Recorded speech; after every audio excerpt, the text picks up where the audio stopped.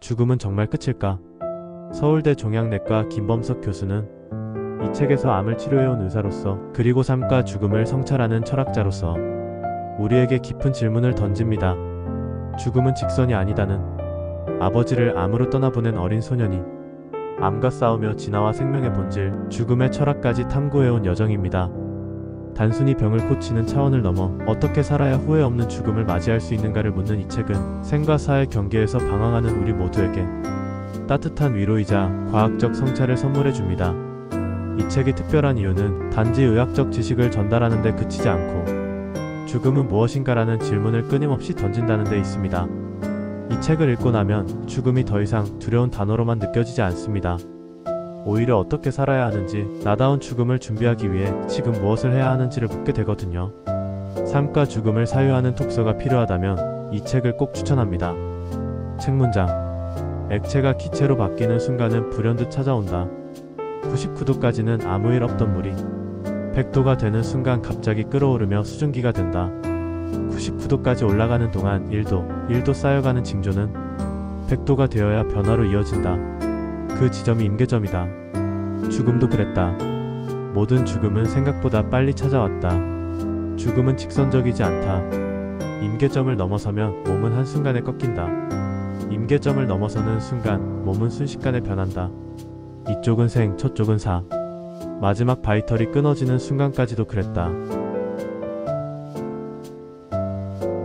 면역세포가 암세포를 만나면 분명 이상한 세포로 인식할 텐데 왜 인식하지 못하는 걸까? 우리 몸에 해로운 세포인데 왜 죽이지 못하는 걸까? 문제의 핵심은 피하 구분에 있었다. 면역세포가 죽여야 하는 적은 내부의 적이고 변형된 자아였다. 적은 셀프였지만 셀프가 아니기도 했다. 나이지만 내가 아니기도 했다. 온전한 내가 변해버린 나를 죽이는 일은 기본적으로 쉬운 일이 아니다. 변해버린 나를 마주하는 일은 언제나 고통스럽다. 면역항 암제가 왜 듣지 않는지 알아내기 위해서는 보다 더 근본으로 들어가야 했다. 암에 대해 알아야만 했고 나에 대해 알아야만 했다. 적을 이기기 위해서는 무엇보다도 우리 자신에 대해 근본적으로 더 알아야만 했다. 내가 문제였고 내가 변했다는 사실을 직시하고 자각하는 일은 그래서 어렵다. 내가 문제이기 때문에 나를 바꿔 상황을 개선해 나가겠다는 생각을 하고 이를 실천하는 일은 더욱 어렵다.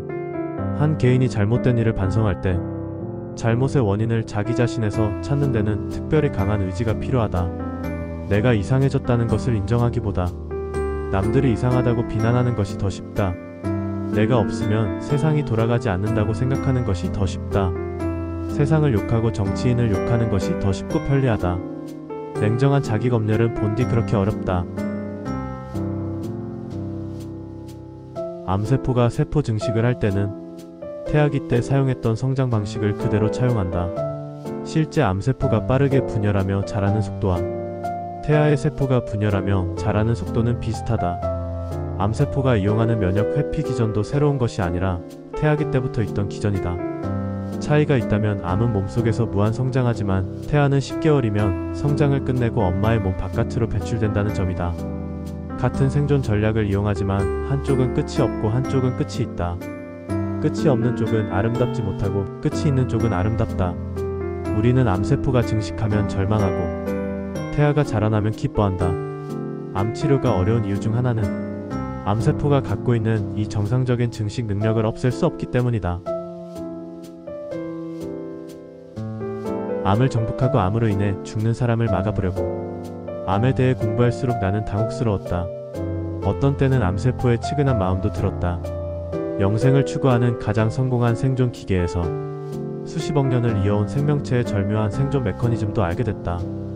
암에 대한 분노가 암에 대한 이해로 이어지는 과정을 나는 어떻게 받아들여야 할지 난감했다. 분명한 것은 관점이 바뀌자 세상이 다르게 보이기 시작했다는 것이다. 세상을 이해하려 하지 않는 자에게 세상은 이해되지 않았지만 세상을 이해하려는 자에게 세상은 그 속내를 보여줬다. 겉으로 보이는 세상과 본질은 달랐다. 내가 중심이 되어 바라보던 세상과 한 걸음 물러서서 감정을 빼고 객관적으로 바라보는 세상은 너무나 달랐다. 의사인 내가 보는 관점에서는 암에 걸리지 않은 것이 기적이다.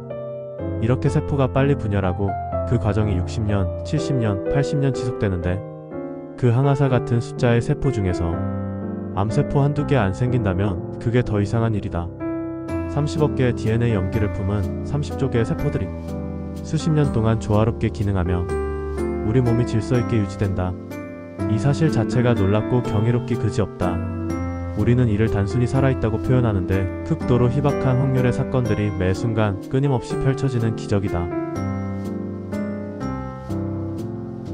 내 몸도 그저 어떤 조건에 따라서 모이고 없어지기를 반복하는 것뿐이다.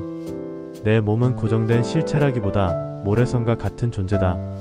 바닷가에서 조금씩 무너지는 모래성을 조금씩 다시 쌓듯이 내 몸도 없어지고 생기기를 반복하며 형태를 유지하고 있다. 다행히 DNA라는 공통 설계도를 가지고 있어서 모래성의 모양을 유지할 수 있는데 어느 순간 설계도의 오류가 누적되면서 처음과는 다른 모래성이 만들어진다. 모래성을 지탱하는 핵심적인 부분에 문제가 생기면 모래성은 무너지고 모래는 파도에 휩쓸려 바다로 돌아간다. 자연에서 온 나도 언젠가는 자연으로 돌아간다. 시간을 붙잡기 위해서는 기억에 남을 만한 새로운 경험을 늘려야 한다. 매일 반복되는 출퇴근길이라도 오늘은 다른 길로 가보는 게 어떨까? 새로운 사람을 만나보자. 색다른 음식을 먹어보자. 새로운 음악을 들어보자. 새로운 경험과 기억은 추억이 될 뿐 아니라 수명을 늘린다. 그렇게 되면 하루는 짧아지고 1년은 길어진다. 이런 이유로 몇 년 전부터 나는 환자들에게 잔소리를 하기 시작했다. 여행을 가시라. 가족들과 맛집 탐방을 하시라.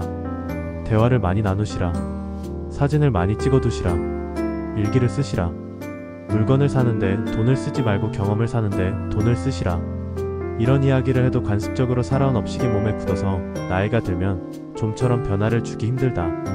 나이 들수록 뇌는 새로운 것을 받아들이는 능력이 자연스럽게 줄어든다. 암은 처음부터 변형된 나 자신이었다. 그토록 없애버리고 싶은 암은 변형된 자아였고 내가 싫어하는 나 자신의 모습이기도 했다. 그렇게 암은 의외의 메시지를 나에게 주었다. 소소한 하루하루의 소중함도 알려주었다. 인생은 본디 우연으로 점철된 불확실한 것이기에 소중하다. 우리의 기적은 바로 여기에 있다. 오늘 하루가 기적이다. 암에 걸린 것이 불행이 아니라 암에 걸리지 않고 살아있는 것이 기적이다. 우리가 당연하게 여겼던 모든 것들은 당연하지 않다. 이 모든 것들이 암에 대한 공부를 하지 않았다면 알지 못했을 평범한 진리였다.